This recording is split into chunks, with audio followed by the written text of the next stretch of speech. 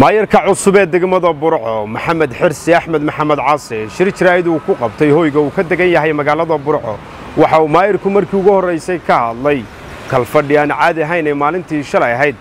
xildhibaanada golaha deegaanka ee degmada Burco ay ugu doorteen duqa cusub ee degmada Burco waxaana maayarka cusub ee degmada Burco Maxamed Caasi uu mahadnaqay xildhibaanada golaha deegaanka ee degmada Burco kuwa doortay iyo kuwa aan dooranba waxaan aad ugu mahadnaqayaa xildhibaanada golaha deegaanka kuwii waliba isbedel doonka ahaa iyo kuwii aan codayn inaan labadaba u mahadnaqo aan iraahdo shaqo culus baa inoo taala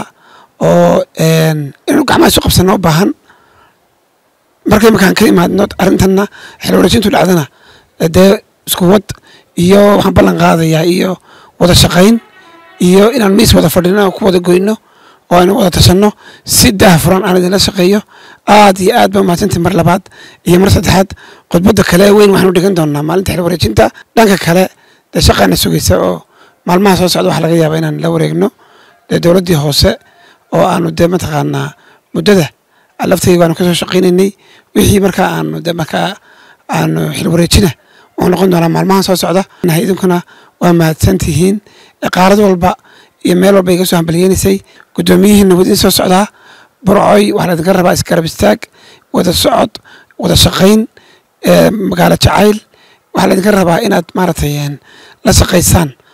mataqaanaa maamulkiina degmada iyo gobolka labadaba si ay magaaladeena xun uga daba qabatayno aad iyo aad ba mahadsantihiin mar labaad iyo mar saddexaad iyo mar afraad ayna soo hambaliyeenayay aad iyo aad qaarad walba inaga soo hambaliyeenayay